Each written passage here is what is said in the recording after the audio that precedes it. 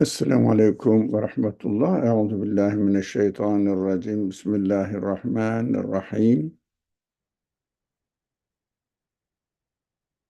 Rabbi şrah li sadri ve yessir li emri ve hlul ukdeten min lisani yefkahu kavli ve ceal li veziran min ehli Harun ahi üştüd bihi ezri ve eşriku fi emri key nusebbihake kethira ve nezkurake kethira inneke kunte bina basira. اللهم اهدنا فيمن هديت وعافنا فيمن عافيت وتولنا فيمن توليت وبارك لنا فيما أعطيت وقنا شر ما قضيت فإنك تقضي ولا يقضى عليك إنه لا يذل من واليت ولا يعز من عاديت تباركت ربنا وتعاليت فلك الحمد على ما قضيت نستغفرك اللهم ونتوب إليك وصل اللهم على محمد وعلى آله وأصحابه وأتباعه وسلم والحمد لله رب العالمين. Assalamu alaikum wa rahmatullah. Welcome everyone. Inshallah, we will continue to study the section Yasin of the Quran, and we studied up to 22nd verse of the section Yasin. So, no, 19th section of the Quran, yeah. No, 19th verse of the Quran, sorry, until the 20th. So, there were two prophets sent, and God says in the previous verses that we supported these two with another one. Another one, some people say, some scholars say another prophet, some scholars say another person, but now we are going to study that also a man, a person came to them and warned them. So doesn't matter, Allah, it means God keeps reminding the people. If one is not enough, he supports with another one. But until a point that they really, really become so obstinate not to listen at all and try to harm them, and then God says, that is enough. Now you deserve something else. Now, they said, please, if you don't stop, we will definitely try to kill you. It means stone you, which means really you may die, you may not die, but you will be expelled from the town. And the response of the prophets was saying that just because you are reminded of the truth, now you are a wasteful, very wasteful people. So you are wasting your own qualities, your own potentials. It means with the power of your spirit. We don't utilize them. Of course, why they feel, they say that we are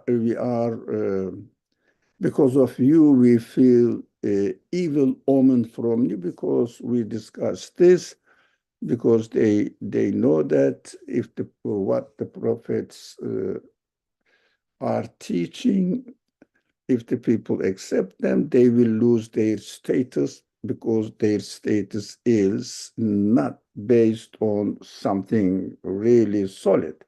So they cannot really rely on it, because there is nothing really substantial in their claim. They were aware of it. That's why they say we feel evil omen from you because of you, something is happening to us badly. So we understand that, of course, there will be something bad for their false reputations or claims. Now, since they threatened the Prophet, and then Bismillah ar-Rahman ar-Rahim, what happens? وجاء من أقصى المدينة رجل يسعى قال يا قوم اتبعوا المرسلين. Now, then a man came running from the farthest end of the town. They, of course, ulamas, why it is farthest and Aqsa, it really far away, not from the center.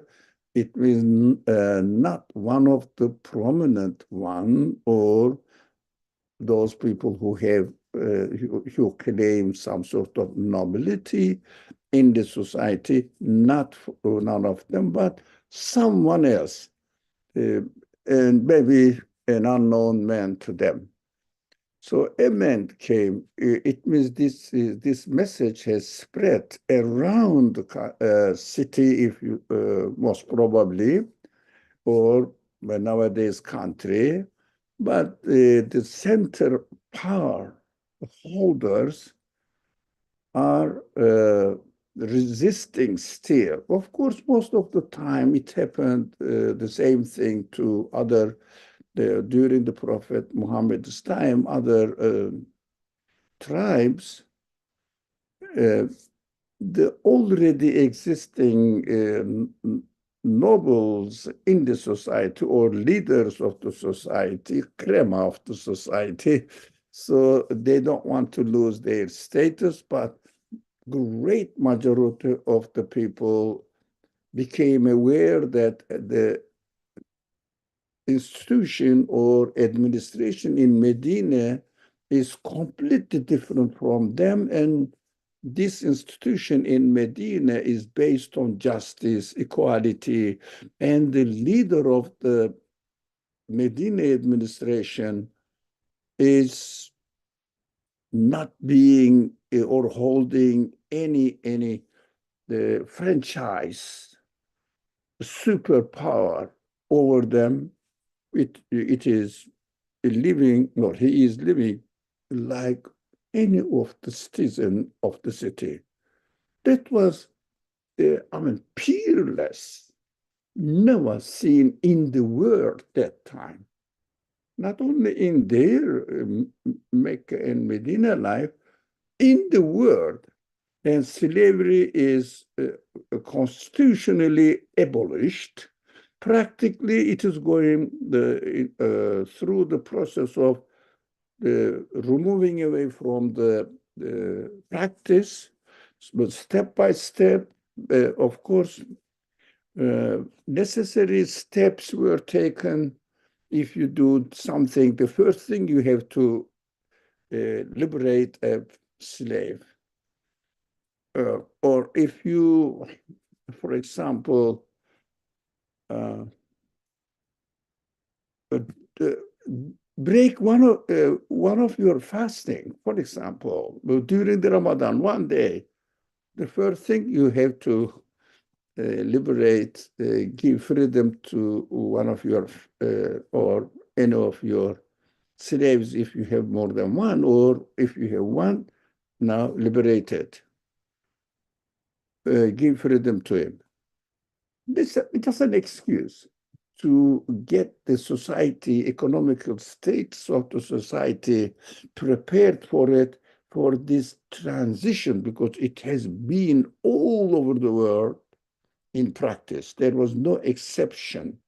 The history records that there were no slavery that time, 1450 years ago. Unbelievable. But in Medina, so-called in a very somehow primitive Bedouin, among the Bedouin deserts, this practice was initiated. It is unbelievable even to imagine for the people that the slavery will be demolished. But constitutionally, from the beginning, it was demolished. So the people, majority of the tribes were poor, and a big number of them were slaves. So they welcomed the system, but the oppressors over them under the name of administrators, but chieftains, richest ones, maybe a little bit, they might have had some opportunity to go for trading here and there and have some sort of more information than the general public. That's it. So only the core of the administrator, maybe, I don't know, at the most 10 people or 10 family in the tribe. And then, of course, the people support, great majority of the people supported Islam to come then get the administration and annex it to Medina administration. But it happened, for example, it was unimaginable. No one could ever dream of it even to this Bedouin Arabs, camel riders, will destroy the Persian Empire, well established, so much that they defeated Roman Empire, the most powerful empire of the time, not only of the time, of the age of that centuries. They defeated it, so powerful, but they were defeated by the Bedouins. They used to call them camel riders. They don't know even, really, they don't have enough horse, let alone other disciplined, well-organized, well-trained army structure. They didn't have. No, there was no army. Just call people and go to war. And after the death of the Prophet, alayhi salatu wasalam, yeah, somewhere around 10 years or 8 years after the death of the Prophet, Roman Empire was completely eradicated. How? The same event is happening Roman Empire. The question, I didn't understand, Feria. Persian Empire was destroyed first, Pharisees. It means in nowadays Iran, but old system, of course. But Pars Empire, Pharisee, or let's say Iran that time, but there was no Iran then. The name was not Iran, Pars Empire. Defeated Roman Empire. So it is incredible. This army was destroyed by desert Bedouin tribes. Impossible to imagine. So how it happened? Exactly the same thing. From the farthest end of the town, people received. It means not the core administration, not the emperor in the capital city, whatever the capital city name was that time, I don't know. Not important, in the center of administration. Apart from this handful people, all the general public, include the ordinary private soldiers, were admiring, they heard the news, were admiring that there is a newly emerging administration in Medina, and this administration has destroyed slavery, equality was established, and there is no upper class citizens, lower class citizens, including the leader of the administration, were all equal. Oh, they wouldn't believe even if they dream of it. They wouldn't believe.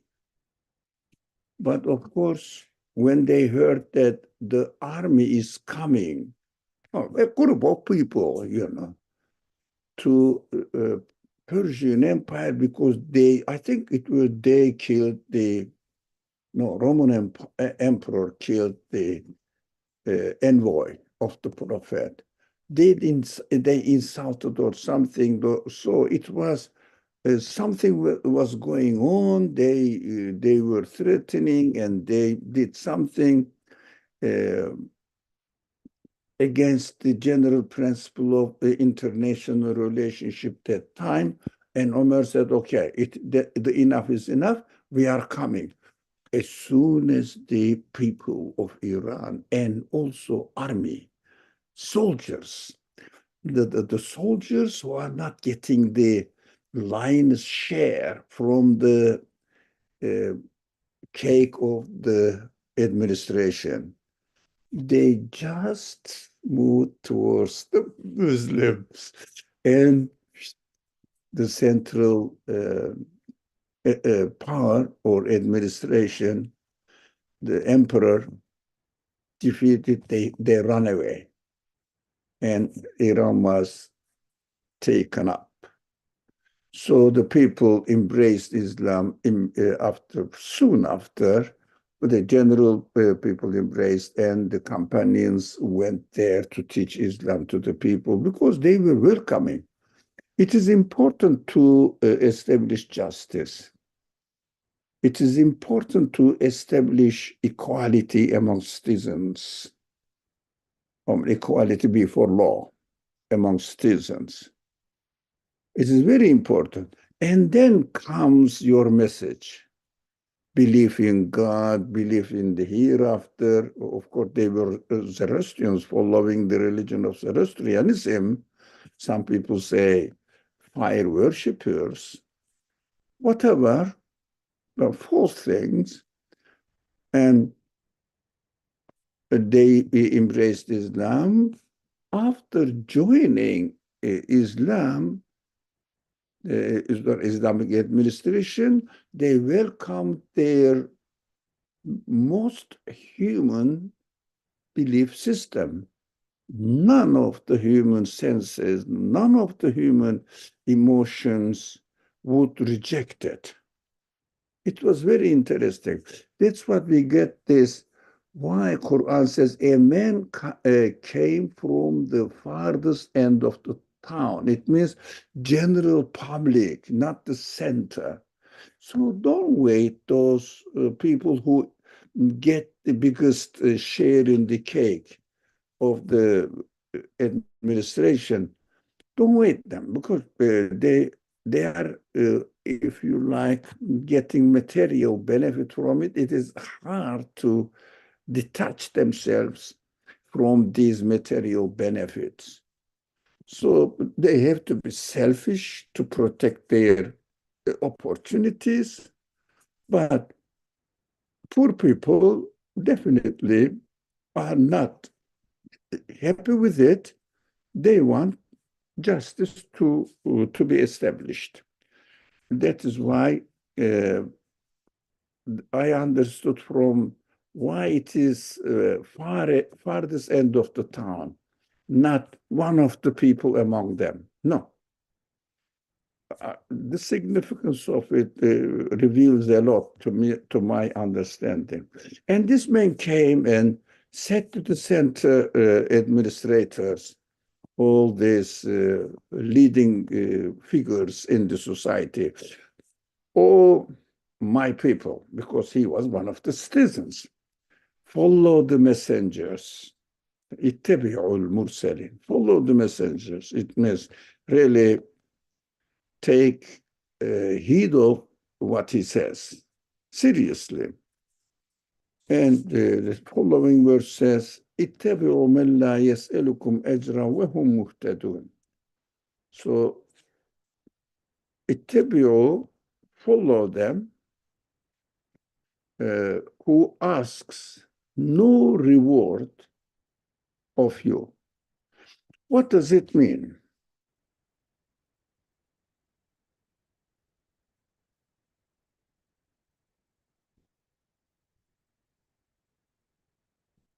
Now, what does it mean? Who asks no reward? Not only financial reward, not only a superior position among you, authority among you, respect from you, nothing. Just,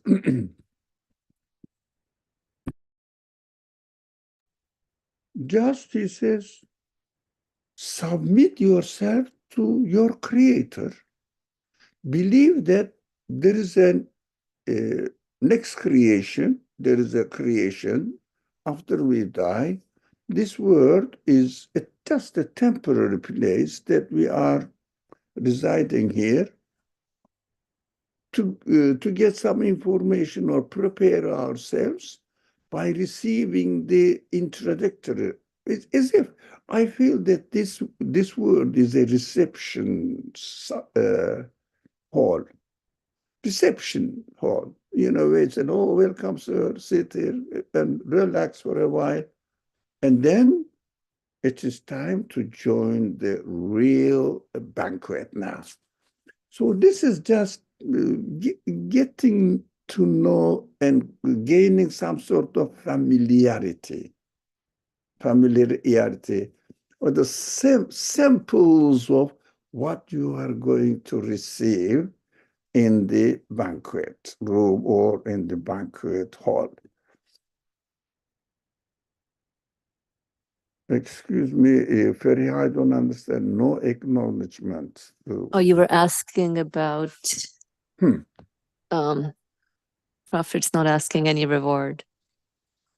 So I said, like usually in human interactions, you like to be praised, acknowledged. Oh, Acknowledging their authority or this kind of things. said it again. Sorry? I'm sorry. Did you say something? Yeah.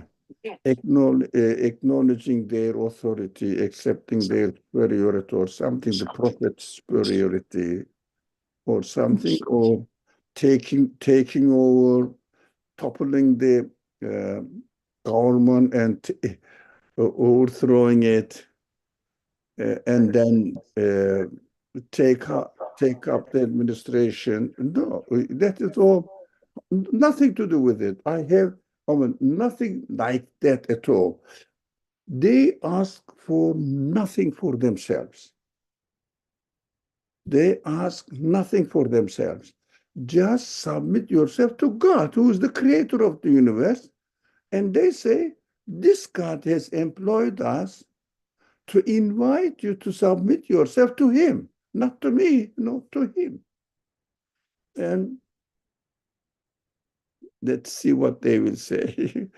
So follow the messengers, follow those who ask no reward of you, and themselves are rightly guided. They are.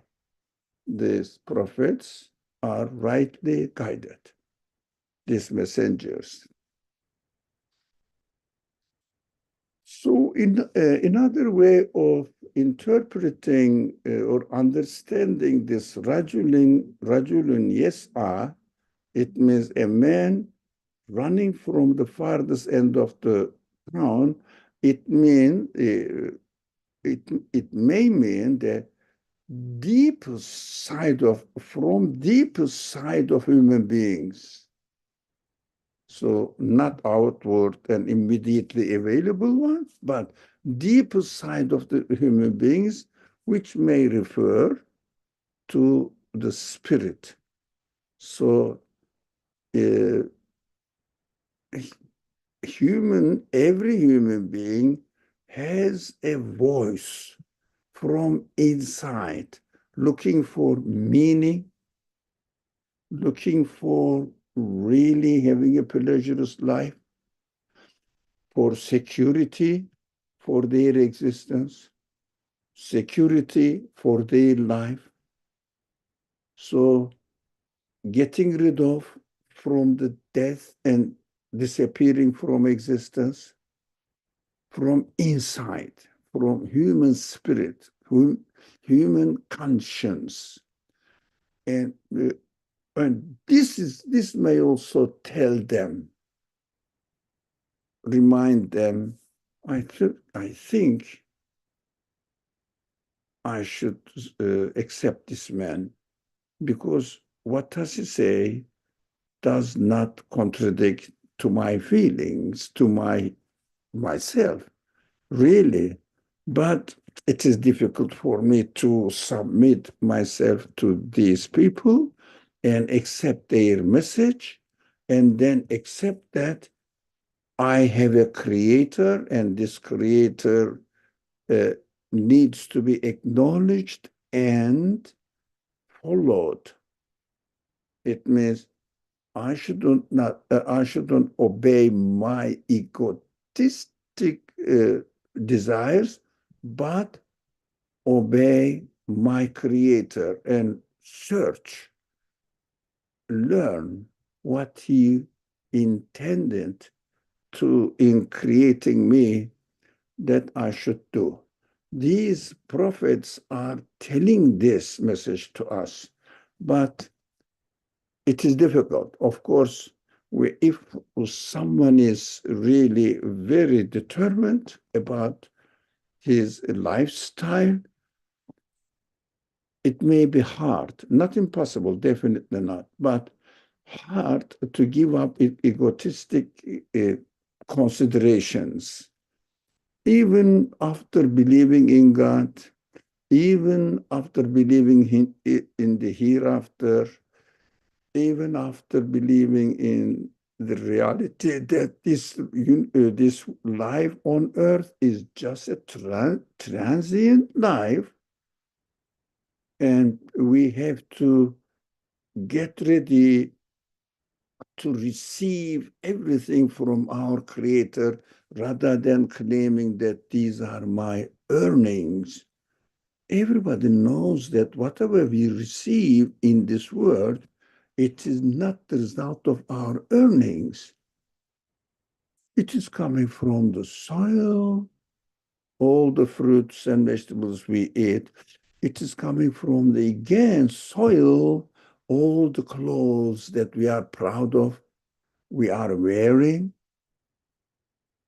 coming from the earth. Cotton comes from here, animal wool comes from here, petrol comes from here, rough oil comes from the earth, and all this plastic or cotton wear or wool wear clothes are all coming from the earth.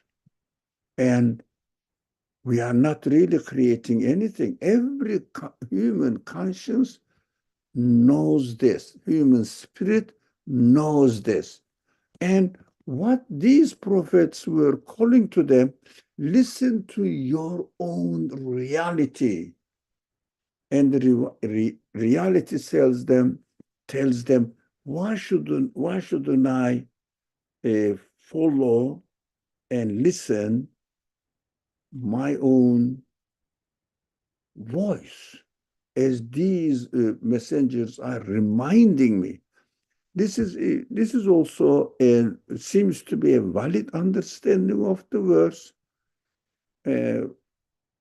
but it is a kind of a little bit interpretation in the meaning of it, rather than interpreting the literal saying of it.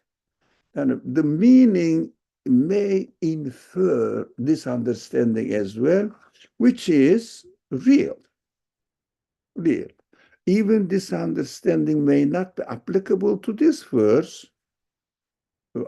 I feel it may well be applicable to, but even if it was, but this understanding is not wrong.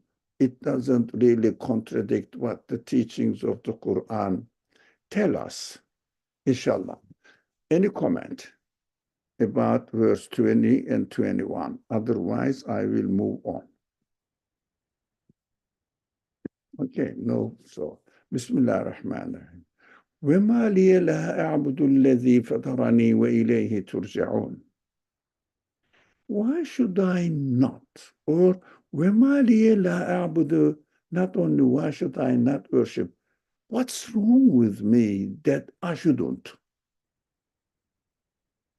Woman, how can I do that? This kind of limitation, or not that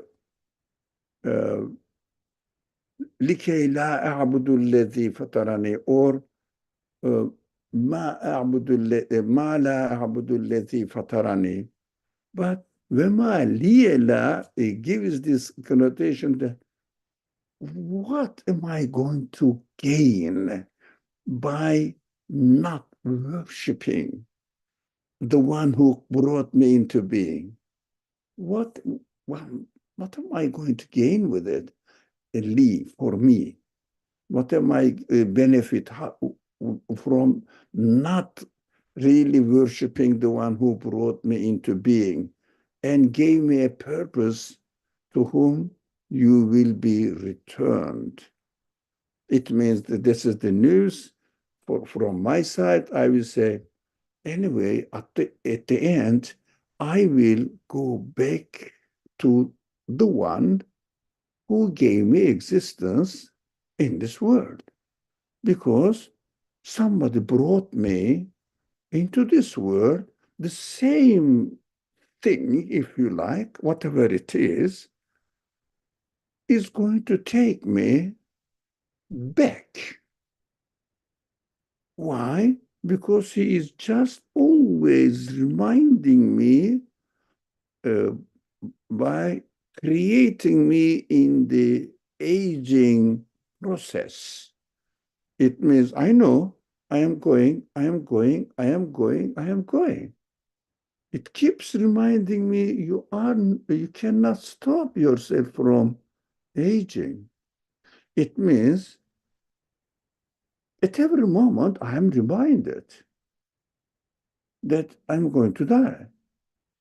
And whoever made me in this position is the one who really means that I am going to be taken back to the one who is or has been creating me in this way.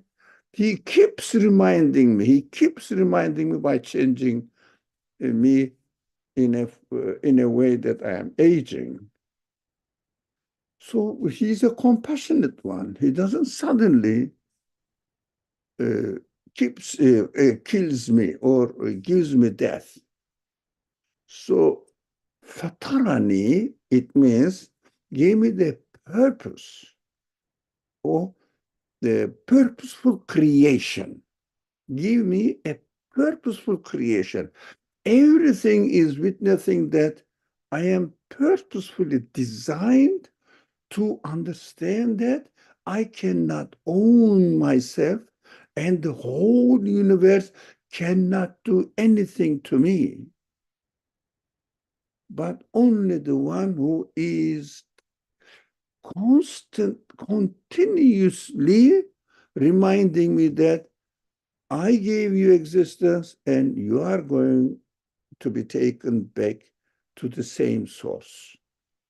So the message says, who gave me a purpose and to whom I will be returned. So why shouldn't I worship him? Now, worship means here, first, acknowledgement. We always say this, acknowledgement. Without acknowledgement, you cannot do anything. We have to acknowledge. And then submitting all my existence to him. I don't belong to him, but the hardest thing to submit my senses, my human qualities, my feelings, and even the hardest of all, to submit my own interest to his interest, the creator's interest. It means to follow with my free choice only his free choice. look for the purpose he created me and find out and use your free will according to the reality that I realize. For example, when I benefit from anything, learn, gain, food, clothing, shelter, air, sun, and my that is body system. I know that I don't own it. I don't own any of them. So I have to use them knowing that they are gifted to me freely. What shall I do? Be thankful and use it first in his name, second according to his will. Why did he create this? Why did he create my mind? For example, it's a very interesting example for me. What do I think that my mind is created for? What? Oh, it is very frightening. My mind is not created for to be wasted with the concerns of this temporary life. Because my consciousness keeps reminding me that this world cannot be the only existence. It goes against all your human nature, human qualities, contradicts your human qualities. You cannot really cheat yourself in this way. Be careful. So, why the mind or intellect could have been given for me? Why? What is the reason? You understand that I can think of the creation, I can reflect on my own existence, on the existence of my feelings. I understand that they are all announcing, declaring, screaming, Ali, acknowledge your creator for everything you are benefiting from. Everything you are benefiting from. They are gifted, presented to you freely. Acknowledge, be thankful, and be modest, humble before them. So respect the gift, freely given to you, everything. I can understand this from me. So the man says, reminding me, giving an example from himself. Why should I not worship? This is worship, obeying his will.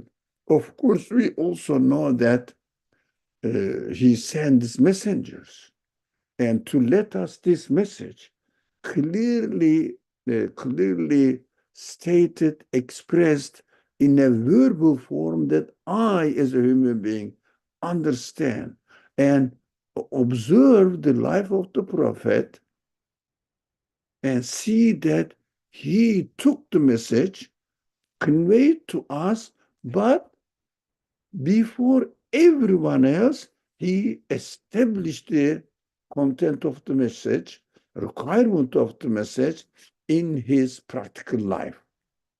So I have to do the same thing by taking the example of the messenger's life. I have to do the same thing. Take notice of the will of the Creator. Why he created my mind. So try to understand who my creator is really. Really, who is he? And which kind of qualities he has by investigating the creation, by really studying and investigating through his teachings sent through the prophets and learn as much as I could and of course, apply them into my life. Put it into practice. We understand this. This is the worship, following the pattern, the life pattern of the prophet, and learning the theoretical side of the teachings from the message he really communicates to us. This is what I see from worship. And this includes in the practical life of the prophet, we see the prayer, we see other, you all know, there is no need to list these practical matters. You can easily learn from YouTube if you don't know, but I'm sure you know, everybody knows. So even the non-believers knows that the Muslims are crazy about practicing prayers 5 times a day, or they may not do 5 times, and every now and again they go to on their this prayer mat and do something, bow down, or this kind of things. Oh, they keep doing it, and during Ramadan, 1 month they don't eat during daytime, nothing at all, or they know all this. They go on Hajj to, they say Saudi Arabia, but we don't go to Saudi Arabia. We go to Kaaba. There is a difference. Saudi Arabia is a corrupt administration state, but we go to Kaaba. So they know that we do this kind of things according to them. And also we are very charitable. We give zakat, we have to give zakat, although the state doesn't collect it, the Islamic State, the zakat. So every individual believer gives zakat without feeling any force or necessitates them to give it. No, only because Allah ordered. That's it. Obedience of Allah. No worldly power that makes us give zakat. Only I give it when Allah knows. No one knows. Even it is advised that even the receiver may not know who you are or who gave the zakat to them. That is so sincere. I mean, very human, not really humiliating the receiver, saying that, oh, this man, when he sees him, oh, this is the one who gave me zakat. So somehow we feel obliged. No, secret is much, much, much better. You can do it openly, but secret is preferred and advised by the prophets. So, very sincere worship of God. Anyway, the person gives his own feelings and shares his own feelings with the people. وَمَا لِيَ لَا عَبْدُ الَّذِي فَطَرَنِي وَإِلَيْهِ تُرْجَعُونَ. It is, we are not going into the details of each word here. Fatara means ruju', what ruju' means. And also, he says, not I, not somebody else, they, but you yourself will be returned. Don't you know that you are going to die? You are going to be given death. It means your body will receive death. Human sight doesn't receive death. Human spirit doesn't die, but the body dies. So that's what we have to understand, inshallah. Another aspect of it, about this reality of death. I don't say I'm going to die. I say my body will become dysfunctioning. That is called death. Not I am going to die. No, my body will receive death. We have to make this distinction and clearly. So if a machine doesn't work, but they throw it away. So if the machine tool for my spirit doesn't work, throw it. My creator takes it away and throws it. and takes the life from the body. That's it. But taking the life from the body doesn't mean that my spirit died. No, my body is different from my life. My life is different from my spirit. My life is my life. My spirit is all my potentials, human potentials, immense. Nothing to do with body. Body is a tool. So we have to understand that it says, you know that also your body will die one day, and your spirit will be returned to your creator. So don't think that I'm going to be returned to the earth. No, it is your body. No coffees. Okay, 23. Okay. Verse 23. H. Beza. Assalamu alaikum. Just a quick question. Is it when we were talking about, or the difference between acting in the name of God versus acting according to His will is maybe could we maybe I can summarize what I understand, and maybe you can help fill in the blanks. But what I understood was acting in His name, in a nutshell, is kind of acknowledging that the source of the qualities that I experience must come from this absolute source, versus acting according to His will, um, as far as I understand, is then getting to know, or getting to know my creator, and being at peace with how things might come into existence versus how I might prefer them, and or might not prefer them, or how I expect them or may not expect them. Is that kind of understanding correct, or is there anything to add to that?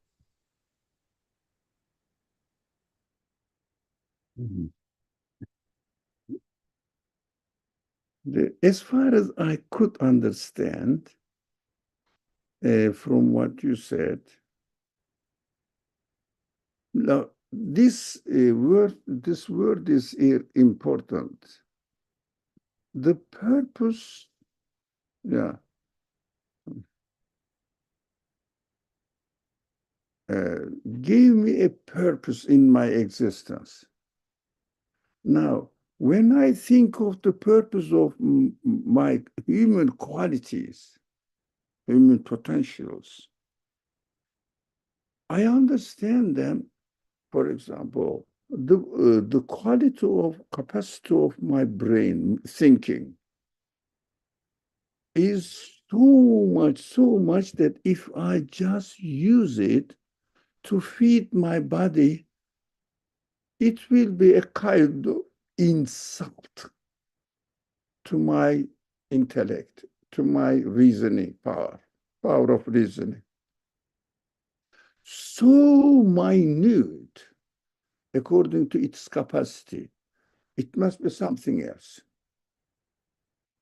So I may say, okay, I am using my intellect to understand how the universe is working. What are you going to do when you learn how the universe is working? What benefit are you going to get?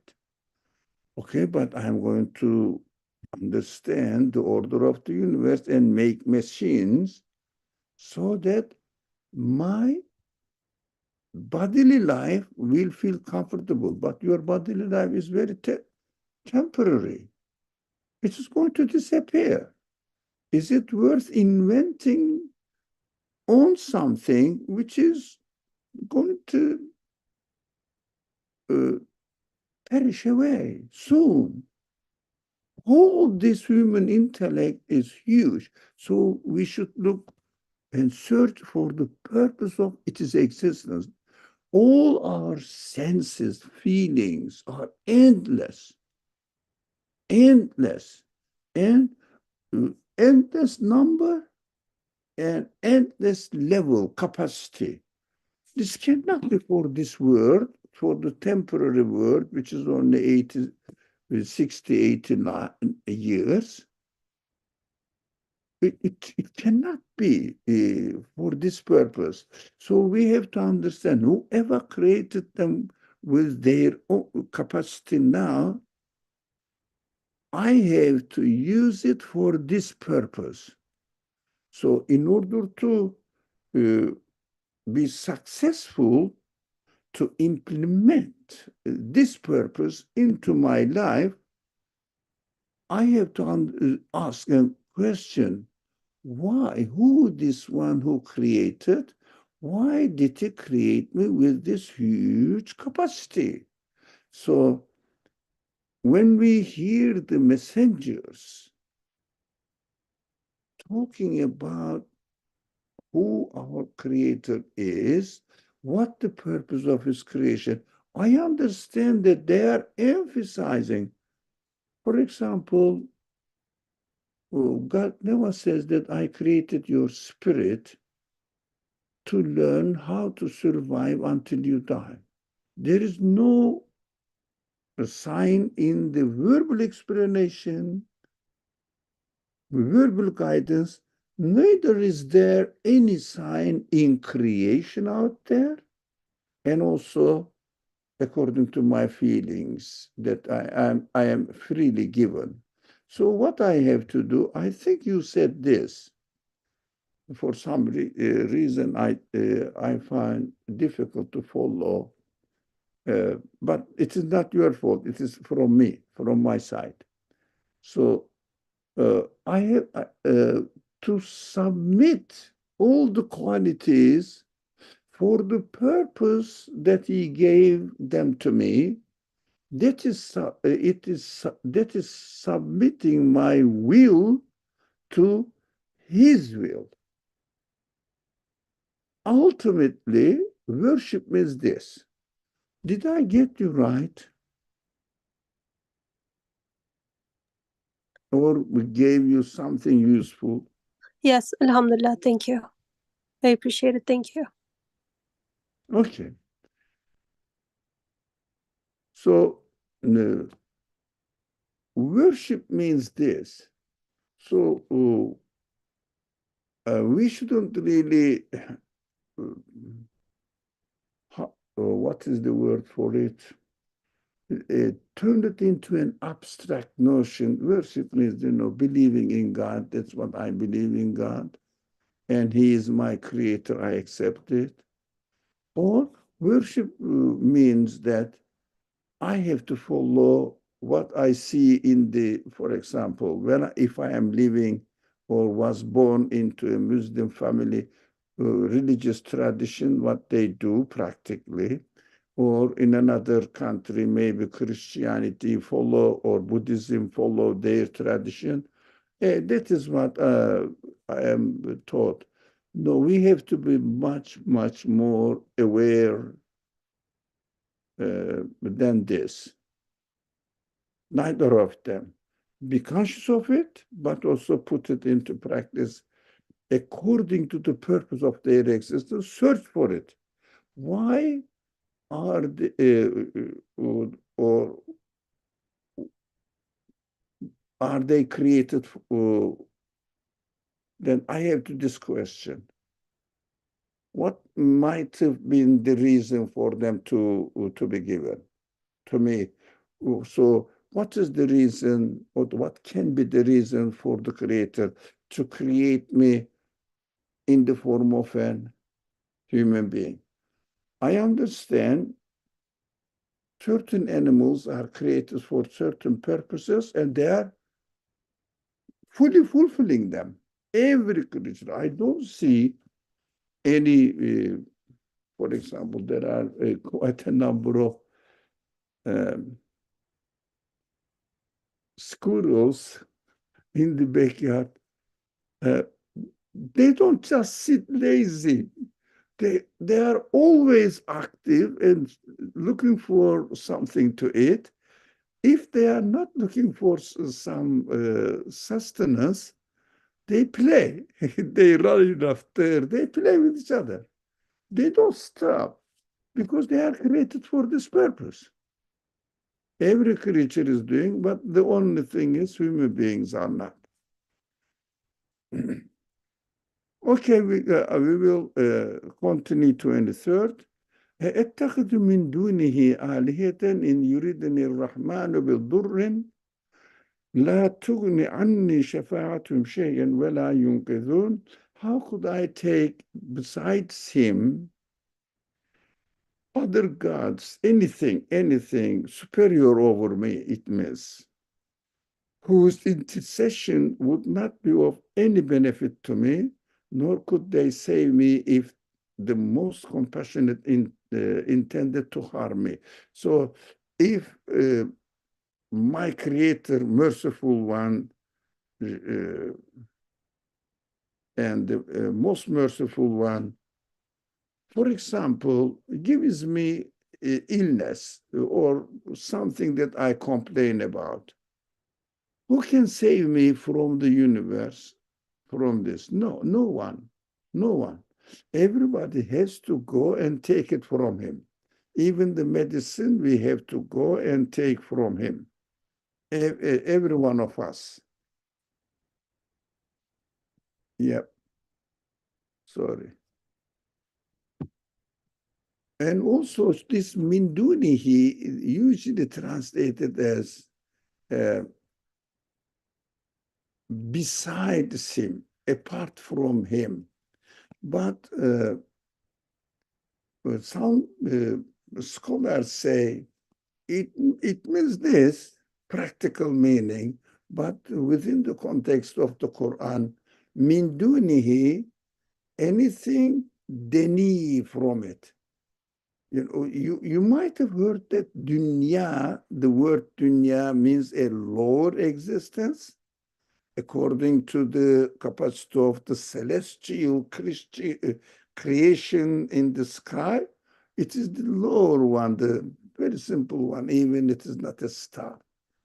So it is just a planet turning around one of the stars with ordinary size of stars. So any lower degree than the creator of the universe. Of course, I'm not going to go into details. The creator of the universe, when we look at how the universe is being created and operating, demonstrates and witnesses that its creator must be an infinite one. Anything lower than infinite will be what? Less than infinite in the form of a number. It means limited. Now, only the infinite cannot be represented by any number. Excuse me.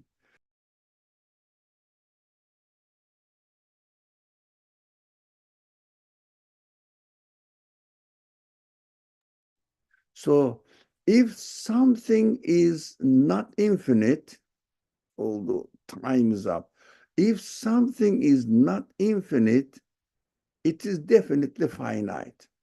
Anything which is finite is dependent. Dependent what? I mean, dependent to be given existence to it. Anything needs to be given existence cannot be the source of existence of anything. It is itself needy. How can be a source of existence for anything else? Impossible. The deni, it means the min dunihi, below its degree. So it makes much more sense to me than, for example, translating this. How could I take besides him other gods? No. How could I take anything below being infinite, so dependent,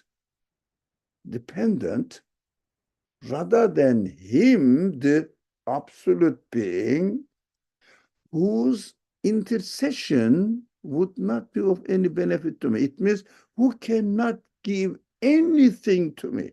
Even he cannot create one one of my millions or billions of cells in my body. One of them. No, he cannot. So nor could they say me if the most compassionate intended to harm. It means everything is in the hands of this creator, a merciful creator, because he created everything in mercy. That's why Quran uses mercy, Rahman, a lot, and describes God sometimes himself in the Quran as Ar-Rahman, rather than saying Allah, because human beings can know God only through his creation, which is 100% mercy. Why? No one did anything to deserve existence, not human beings, nor animals, nor plants, nor soil, air, even not an atom deserves to be given existence, because he says, no, it doesn't have any existence. Free gift. Our existence is. So this is nothing but a Rahman, manifestation of mercy. So we know God through the manifestation of his mercy. So apart from his merciful creation or gift to us, nothing has any intercession. It means have some sort of power to go and ask God and say, please give me some power so that I will have one of your creatures. He will say, if they need help, I will do it. I don't need you. But of course, we know that intercession means he gives, for example, the quality to the tree creates in such a way that through tree I get fruit. Through animal I get milk. Through animal I get wool. Through earth I receive grass or plants or air or water. Through that. So do you think the water or soil or tree or atmosphere is giving them? No. They are given permission, by God. It means they are created in this way by the creator of the universe. By the creator of the universe. So I see that tree is functioning as an intercession, as if, but with the permission of the creator, it employed to function in this way. So nobody can have intercession at all, nothing below being absolute, nothing below being infinite can do anything for me, neither he harm me nor benefit me. So knowing this person or our consciousness reminds us, knowing this, how can I accept anything else and be thankful and worship? It means acknowledge that he is the one, it is the one helping me, while I am fully aware of his reality, his absolute reality. So I have to worship him. That is what I am letting you know, that you are human beings as well. Use your human qualities and come to your sense and understand your reality Admit it, but admit this reality. That is wonderful, wonderful, very deep meaning, very real to us, if only we don't read it as a story. Inshallah. Inshallah, we are not. Inshallah. Just we have to see everything, read the Quran. Most part of the Quran, most part of the Quran at an existential level concerning to ourselves, No, not nobody. It's not to share the knowledge with or the information with other people. First of all, for ourselves. And then you can share it if anybody feels the need for it. Okay. That's what I think we have to stop here now. Any comment, any question, any concern? All right, let me see what's... Oh, thank you very much. All right, أعوذ بالله من الشيطان الرجيم بسم الله الرحمن الرحيم سبحانك لا علم لنا إلا ما علمتنا إنك أنت العليم الحكيم وآخر دعواهم أن الحمد لله رب العالمين